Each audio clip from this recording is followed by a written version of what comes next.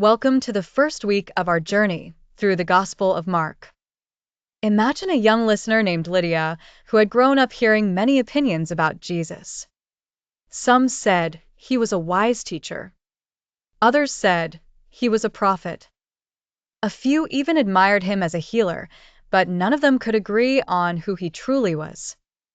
One evening, Lydia's grandfather invited her to sit with him as he read the opening words of Mark, the beginning of the good news about Jesus Christ, the Son of God. He did not linger over family trees or children's stories. He began with a trumpet blast. "Mark is in a hurry," he said with a smile, "because he wants you to meet Jesus right away." Lydia asked, "Why does he call him the Son of God?" Her grandfather opened his worn Bible and said, "Because Jesus is not merely someone who teaches us about God. He is God's promised Son, the Savior sent into the world." Yet look closely at the rest of Mark, and you will see something surprising.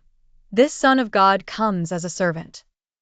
He heals the sick, touches the unclean, feeds the hungry, calms the storm, and walks toward the cross. His power is real, but his heart is humble. Lydia listened as her grandfather told her how Jesus called fishermen from their nets, saying, "Follow me." He did not wait for them to become impressive first. He called ordinary people and gave them a mission. That, her grandfather said, is how Mark trains us too. We are not only meant to admire Jesus. We are meant to follow him, understand him, and speak about him clearly to others. The next day, Lydia tried to explain Jesus to a friend at school. She had once stumbled over her words, trying to say too many things at once. But now she remembered Mark's simple beginning. She said, "Jesus is the Son of God, and he came as a servant to save us." Her friend grew quiet, as if hearing the message for the first time. Lydia realized that the Gospel of Mark was not merely giving facts. It was opening her eyes. Jesus was not only a figure to discuss, he was the Lord to trust, the King to obey, and the servant who gave his life for sinners.